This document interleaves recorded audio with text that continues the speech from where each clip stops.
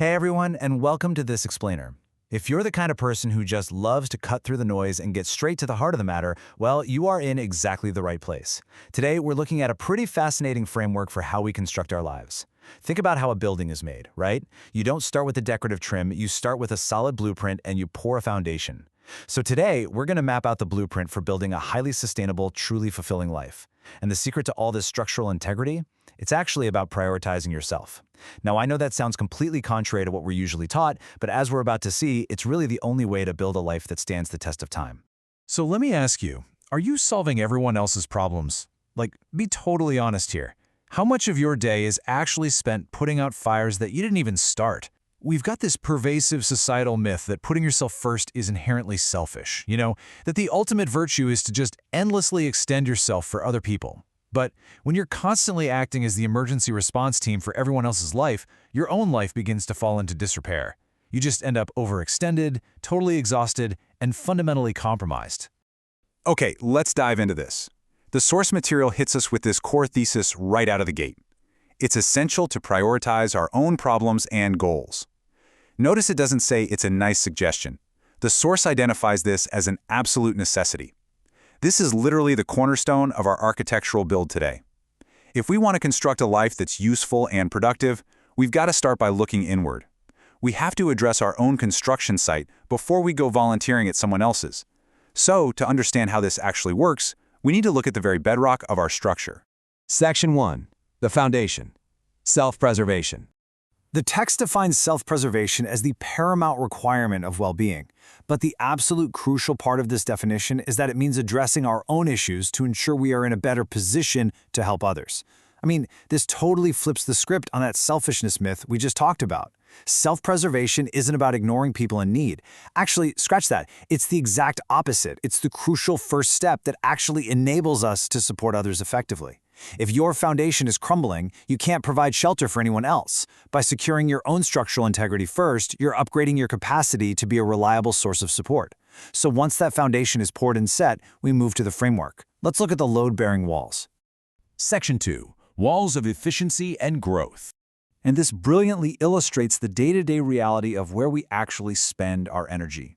On the one hand, solving our own problems is a zone of high efficiency. Why? Because you have the necessary knowledge. It's your life, your house, your tools, you know where the pipes are.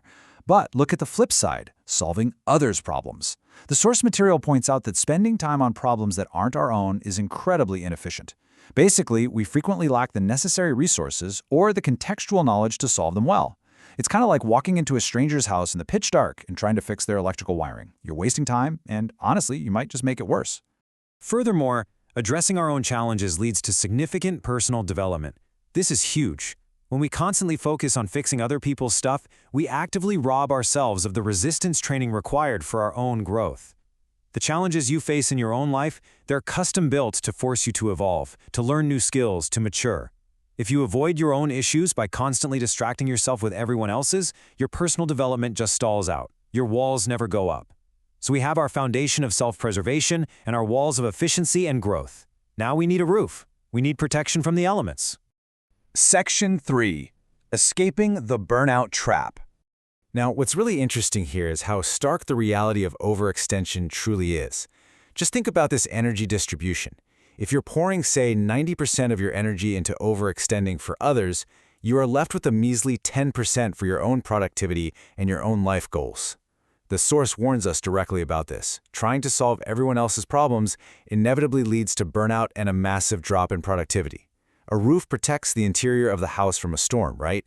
If you don't cap your energy expenditure, the storm of external demands just rains straight into your living room, flooding your foundation and ruining all that hard work. This brings us to the final phase of our build. It's time to finalize the construction and talk about how we actually live in this space.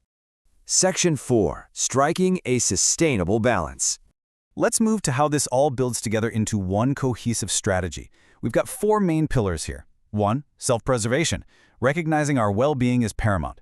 2. Efficiency. Staying in the lane where we actually have the knowledge to fix things. 3. Personal growth. Facing our own challenges to force our own development. And 4. Avoiding burnout. Keeping that roof over our heads by not overextending. When you put these 4 together, you get a blueprint that basically guarantees stability. But obviously, life isn't lived in isolation. And we aren't meant to just become hermits.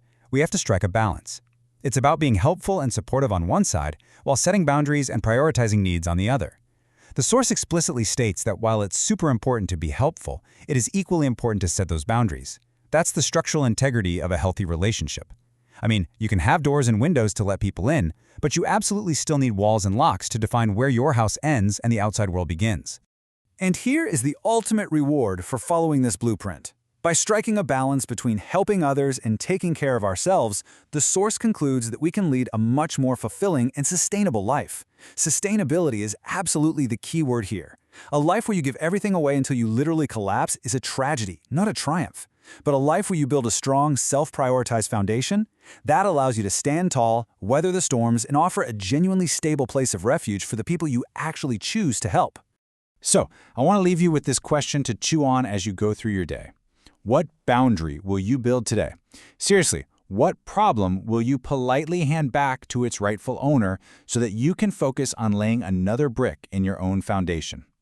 Remember, prioritizing yourself isn't some detour from a meaningful life. It is the very architecture of it. Thanks so much for joining me on this explainer, and I'll see you next time.